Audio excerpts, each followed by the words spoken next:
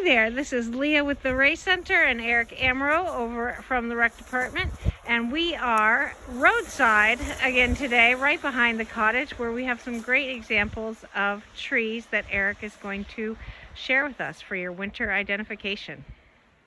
All right. Well, it's a little cold out today, but on your next outing, we have just a lot of birches and aspens in the area.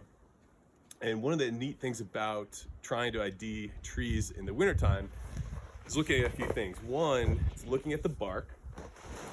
So on this particular tree, it's smooth. But one thing to keep in mind with bark on trees is that it changes with the age. Just like adults, a little child looks a lot different than when they're an adult. So the bark on a lot of trees changes through the ages.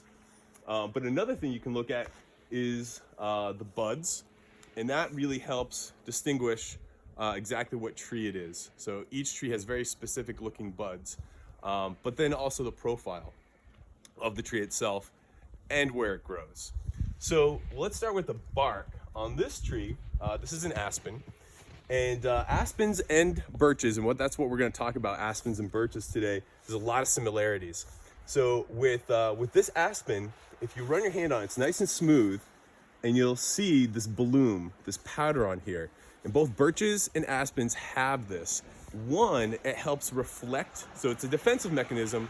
One, it helps deflect the sunlight. So that'll help keep it from frost checking. And two, it helps fight fungus and insects. Both aspens and birches have a chemical compound that does this. And aspens are interesting because that chemical compound, before aspen was synthesized, that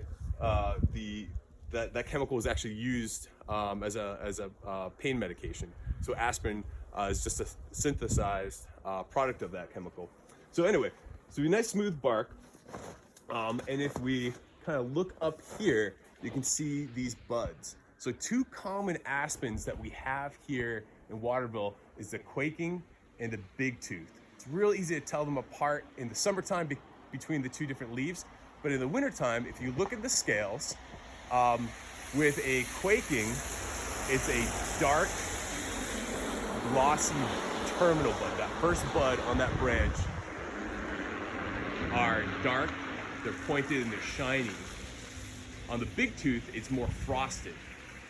You'll also notice both aspens and birches have alternating branches. So you look at those buds, it's kind of that zigzag, one side and it goes to the opposite side and then it comes back to the other side. So when you look at those branches and those buds, they kind of alternate, they zigzag.